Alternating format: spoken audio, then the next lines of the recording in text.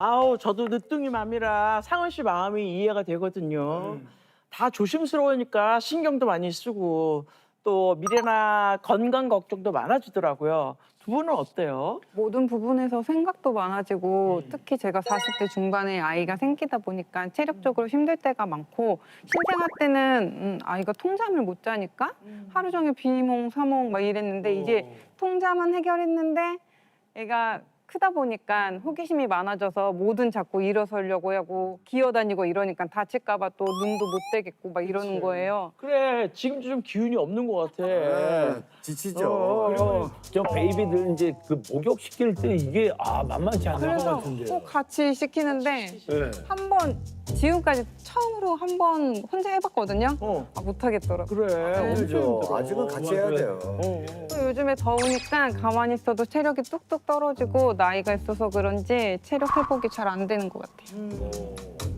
맞아요. 저도 육아가 처음이니까요. 맞아 힘들 거야. 느꼈던 게 예전에 아기 낳기 전에는 뭐 상렬이 형처럼 일주일에 한 5일 정도 술 먹었거든요. 술 좋아하는구나. 네, 연달아 먹어도 뭐 그 다음날 숙취 없고 말짱했는데 요새는 뭐 아기 태어나고 나서 육아 며칠 했다고 좀 면역력도 떨어지는 것 같고 그다음에 또 피곤하면 입술에 좀 수포가 올라오고 또 피부도 거칠어지고 좀 요새는 좀 그런 것 같아요. 그렇지. 그런데요, 저는 그 뭐 베이비 육아를 하지도 않는데 이게 뭐 무더위 때문인지 여름만 되면 진짜 이유 없이 이제 기운도 없어지고 그냥 몸도 이제 무겁고 축축 처지고 어떻게 저 살롱하우스 그 식구들은 요즘에 건강이 어때요? 사실 저도 엄청 피곤합니다.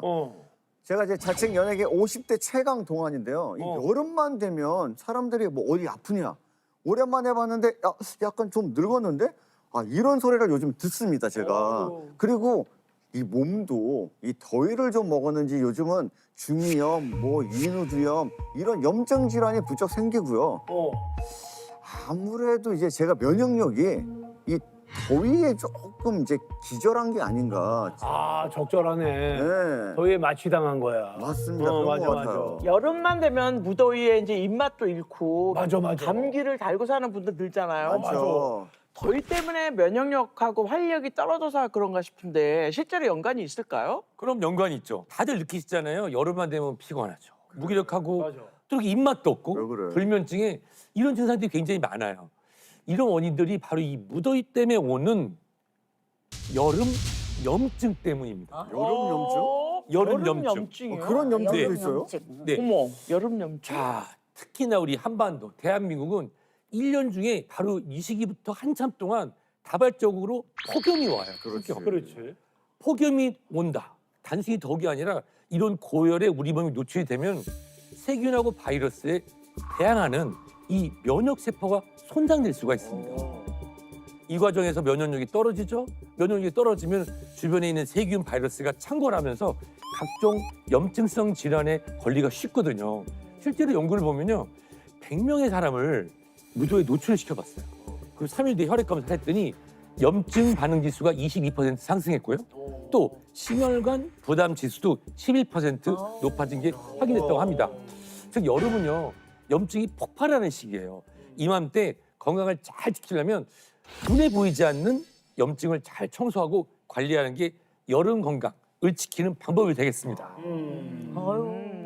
그러면 그 여름 염증이 여름철 무더위로 이제 생기는 거라면은 예를 들어서 우리가 얘기하는 그 썸만 이제 잘 피하면은 여름 염증에서 뭐 벗어날 수 있는 거 아닌가요? 태양.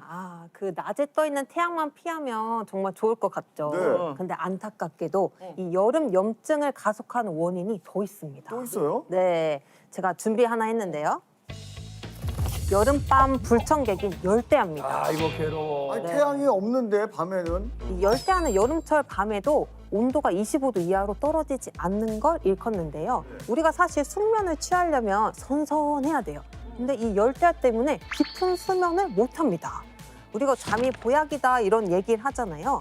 근데 이 숙면을 못하니까 이 몸속 장기들이 회복되고 피로도 좀 제거해줘야 되는데 그런 시간을 갖지 못하는 겁니다.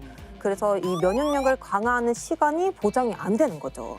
그래서 이 열대야로 수면 장애가 오면 생체 리듬도 깨지고 스트레스 호르몬이 코르티졸 호르몬도 과도하게 분비됩니다. 그럼 이 코르티졸의 과분비는 몸의 염증 수치를 높이고 만성 피로를 유발하죠. 네. 실제로 수면 부족은 면역 체계 작용을 방해해서 전신 염증을 높이고요. 또 하루에 4-5시간 수면할 때는 암 발생 위험도 높아진다는 보고가 있습니다. 그러니까 요즘 들어 에어컨이 있어도 사실 에어컨 이게 냉방비가 비싸잖아요. 그러다 보니까 자동으로 맞춰놓고 자야 되겠다 하는데 막상 또 한 2시간 지나면 더워서 다시 일어나. 이러지도 저러지도 못하는 상황. 그러니까 여름철에 오히려 사람들이 얼굴 보면 다 피곤한 것 같아. 그러면 혹시 몸에 쌓인 이 염증이 노화도 뭐 앞당기게 할 수 있겠죠? 염증이? 네, 그렇습니다. 그래요? 이 몸속에 쌓이는 염증을 청소하지 않으면 네.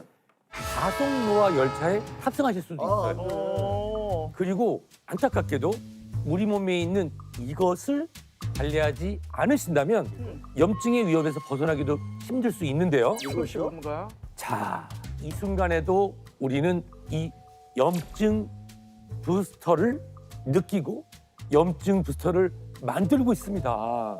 그 정체가 과연 무엇일까요? 우리가 지금 만들고 있다고요? 내가 네. 만드는 거는 몰라, 감도 안 잡혀. 뭐야? 우리가 지금 뭘 만들고 있지? 우리가 염증 지금 부스터? 만들고 있어요? 뭐 힌트 좀 주세요. 힌트. 이것의 정체는 바로 바로 아, 숨 쉬는 거?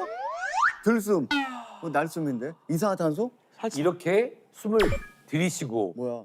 내쉬는 순간마다 체내에서 자연스럽게 발생되는 바로 활성산소입니다. 아 들어봤어. 활성산소. 활성산소. 사실 이 활성산소는요, 우리 몸이 이런 유기체잖아요. 몸이 네. 대사를 하면서 산소를 들이쉬고 내쉬고. 내쉴 때 이런 자연스럽게 발생을 하는데요. 문제는 뭐냐면 활성산소가 너무 많아지면 마치 산소 찌꺼기처럼 우리 몸에 쌓일 수도 있고요. 이것들이 공격을 해서 정상세포의 대사를 공격합니다. 또 유전 정보를 가지고 있는 DNA를 손상시켜서 산화 과정을 통해서 우리 몸이 노화되는, 그냥 녹쓰는 겁니다. 우리가 하루 중에 이 공기 중에 있는 산소를 마시잖아요. 그 산소를 우리가 마시고 나서 얼마만큼 활성산소 나오는지 궁금하지 않으세요? 네. 제가 이 궁금해요, 궁금증을 지금. 해결해드리기 위해서 수품을 준비했습니다. 자, 여기 뭐예요? 보시는 것처럼 이게 1.5리터 페트병이거든요. 네. 이게 지금 10병입니다. 네. 페트병 10개 정도의 활성산소가 우리 몸에서 발생하고 쌓이고 우리 몸의 세포를 공격할 수 있습니다. 하루에요? 아니 이만큼이 다요? 숨만 쉬었는데? 네. 헐, 몇 개. 와, 나 오늘 그러면 되는 지금 거야? 시간 보니까 10개 중에 지금 5통 정도 지금 들어와 있는 거예요. 그렇지, 오늘 너무하네. 반 살아 있으니까. 네. 자, 와. 건강한 성인의 1인 산소 요구량이 약 720리터 정도 됩니다. 네. 여기서 2에서 3% 정도가 활성산소로 발생되는 것으로 알려져 있는데요. 이걸 단순히 환산하면 14.4리터 정도 됩니다. 지금 제가 갖고 있는 이 소품이만큼 우리 몸에 매일매일 발생하고 쌓이고 우리 몸의 정상세포를 공격할 수도 있는 이걸 것이죠. 실제로 보니까 진짜 너무 무서워요. 어마어마해요. 무서워 죽겠다 진짜. 근데 더 충격적인 건 우리 몸속의 모든 세포는 활성산소로부터 매일 10,000번의 산화적 공격을 받는다는 겁니다. 그래서 활성산소가 우리 몸속 세포를 어떻게 공격하는지 제가 사진을 준비했거든요. 자, 지금 보시는 사진은 적혈구 모습인데요. 건강한 적혈구는 동그란 예쁜 도넛같이 생겼죠? 네. 표면도 매끈하고. 그런데 활성산소 공격을 받은 적혈구는 어떨까요? 왜 표면도 울퉁불퉁하고 모양도 변했죠. 네. 이렇게 활성산소한테 두들겨 맞은 것 같은 적혈구 모습을 보실 수 있는데요. 활성산소의 공격이 일어난 것을 확인하실 수 있습니다. 실제로 사람이 걸릴 수 있는 질병 36,000가지 중에 90%가 이 활성산소 때문이라는 통계도 있거든요. 그러니까 즉 체내 활성산소를 다스리지 못하면 노화가 빨리 감기되면서 가속화되는 거죠. 그래서 골골거리는 장수 시대를 맞이할 수 있습니다. 어떻게 해야 돼? 사람이 걸릴 수 있는 질병의 90%가 활성산소 때문이라니까 활성산소가 정말 이제 만병의 근원이네요. 예.